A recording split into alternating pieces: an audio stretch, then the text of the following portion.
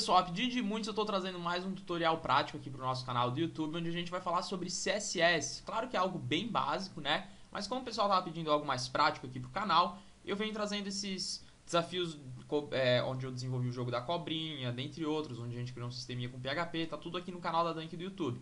Obviamente que no nosso curso pacote Full Stack, que hoje é o mais completo do Brasil, em mais de 1.500 aulas e 100 projetos práticos, onde você cria desde um site simples até um site avançado, sistemas.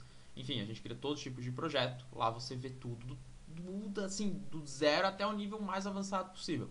Aqui realmente são desafios onde eu vou tentar te passar em 10 minutos a base do CSS. E aí a gente começa. Sem muito segredo aqui, eu criei uma pasta tutorial CSS. Dentro dela a gente vai começar a trabalhar. Eu recomendo você ter um editor de código, tá? Inclusive, em um dos cursos do pacote Full Stack, no de front, eu ensino como instalar um editor de código. A aula é grátis, mas se você não sabe, se quiser usar o bloco de notas também, tanto faz, até porque dá para programar, enfim, desenvolver web com um bloco de notas. No meu caso, eu vou utilizar o Sublime Text. Eu vou vir aqui em Open Folder, na minha área de trabalho, né, onde eu criei a pasta tutorial CSS, e aqui eu vou criar um novo arquivo, vocês podem fazer o mesmo, e eu vou chamar de index.html. O meu editor de código gera todo o corpo para mim, desse jeito aqui, tá bom? E aí aqui no tutorial CSS, onde eu criei esse index, se eu clicar em cima dele, o meu navegador vai executar porque ele é um código HTML, simples assim.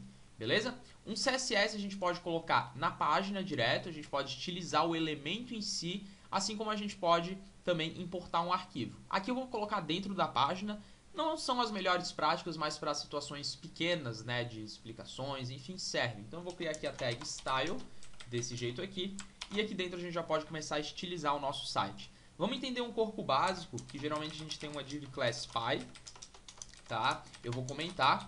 Lembrando que no canal também tem um mini curso de HTML. Você pode ver nas playlists do canal o mini cursinho que eu dou de 20 minutos ensinando como trabalhar com HTML, tá bom? Então aqui na div class py, eu vou vir aqui e vou fazer o seguinte. Eu vou colocar uma div class filha. E com essa estrutura básica vai servir bem o que eu quero mostrar para vocês, que são algumas formas de você conseguir atacar o elemento que você quer. Olá, mundo. Então, vamos supor que eu quero estilizar esse H2 aqui. Eu poderia simplesmente chegar aqui, colocar um H2 e dar, por exemplo, uma cor vermelha nele. Se eu for agora atualizar aqui minha página, o meu H2 ele pegou o vermelho. Bacana. Por quê? Porque esse H2 ele pega absolutamente tudo. Lembrando que a gente pode ter atributos personalizados, enfim, mas a gente geralmente usa classe para trabalhar com CSS. Então, se eu chegar aqui e colocar um H2 class título, por exemplo, eu poderia atacar desse jeito aqui. Continuaria igual, só que agora eu estou com nível de especificação maior. Nível de especificação eu entro muito a fundo no curso, né, no de front, que faz parte do Full Stack, ou assim também eu chamando direto pela classe. Tá? A gente não vai chegar a VID nessa aula, até por causa que a gente utiliza mais classes para o CSS, mas aqui você já está vendo um exemplo bem bacana. Se eu deixasse só o H2 desse jeito, se eu tivesse outros H2 na página, ele ia pegar para tudo, para todos os H2. E não é isso que eu quero especificar o que eu quero, tá bom? Vamos supor agora que eu quero pegar todos os H2 que fazem parte de uma classe filha, por exemplo. Como é que a gente faria isso? Eu poderia pegar div.filha e dizer que eu quero apenas os H2 que estão diretamente dentro delas. Se eu tivesse um elemento antes aqui, uma div, por exemplo, já não iria funcionar. Porque esse sinalzinho aqui diz que tem que estar diretamente dentro, ou seja, sem nada interrompendo antes. Vamos ver o que vai acontecer. Se eu colocar aqui uma cor vermelha, eu vou atualizar a minha página e não vai funcionar, continua preto. Porque ele não está direto. Mas se eu tirar isso daqui, só colocar o espaço, o navegador vai entender o seguinte, ó, dentro da div filha procura todos os H2, independente do nível aqui que ele tá, né? De nível de filho, por exemplo, que no caso a gente tem uma classe antes. Agora vai funcionar normalmente. Então vocês entenderam já a diferença de deixar o espaço ou assim. Assim seria diretamente dentro e assim ele procura tudo que tá ali, tá bom? Beleza, então agora que vocês sabem isso, eu posso tirar essa div de exemplo. E se eu quisesse, galera, por exemplo, pegar do Py, né? Eu quero utilizar todos os H2 que sigam essa estrutura aqui, esse corpo do HTML. Como é que a gente faz? Eu posso dizer que a div.py tem a div.filha e a div.filha tem um H2. E o H2 ele tem um título.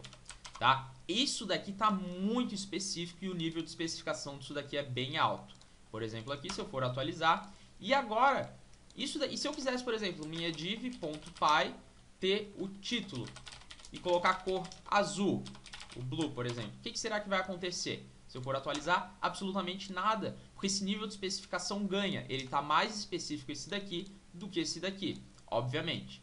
Vocês entenderam? Aqui iria funcionar se eu não tivesse isso daqui. Só que como eu tenho aquela antes, prevalece daí aquela. Agora, como eu não tenho essa daqui, prevalece. E se ambos têm o mesmo nível de especificação, como é que funciona? A gente poderia colocar o important aqui, né? Ou se os dois têm o mesmo nível de especificação, a gente está utilizando a mesma coisa, o que vem depois prevalece. Outra regra do CSS bem bacana que vocês podem anotar aí, beleza?